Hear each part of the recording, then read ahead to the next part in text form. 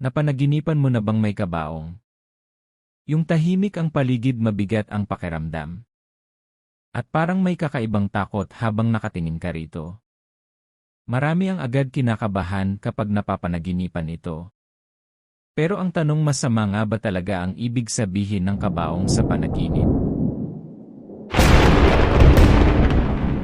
Unang kahulugan, pagtatapos ng isang bagay.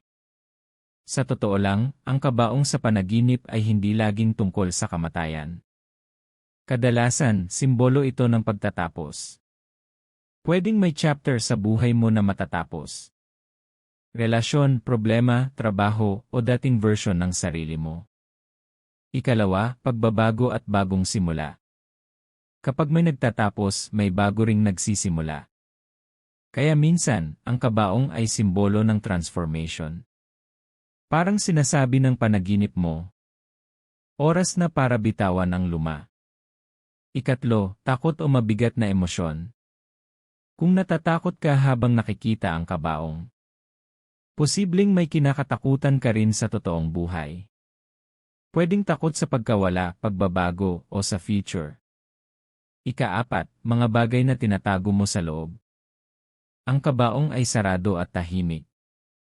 Kaya maaari rin itong simbolo ng emosyon o sikreto na matagal mo nang kinikimkim at hindi inilalabas. Ikalima, depende sa nangyari sa panaginip. Importante ang detalye. Kung walang laman ang kabaong, may bagay kang inaalala na baka hindi naman mangyari. Kung may tao sa loob, may bahagi ng buhay mo na kailangan mo nang i-let go.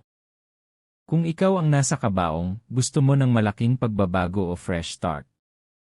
Kung maraming kabaong, maaaring overloaded ka sa stress o emosyon.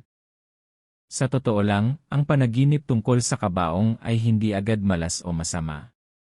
Minsan, ito ay simbolo lang ng mga bagay na kailangan mo nang tapusin para makapag-move forward ka. Kaya kung napanaginipan mo ang kabaong, huwag ka agad matakot. Mas magandang tanungin mo sarili mo. Ano ba ang kailangan kong bitawan sa buhay ko ngayon? Kung nagustuhan mo ang video na ito, like, share, at subscribe sa Dream Signs para sa mas marami pang kahulugan ng panaginip. At ikaw, ano ang nakita mo sa kabaong sa panaginip mo? Ay comment mo sa baba.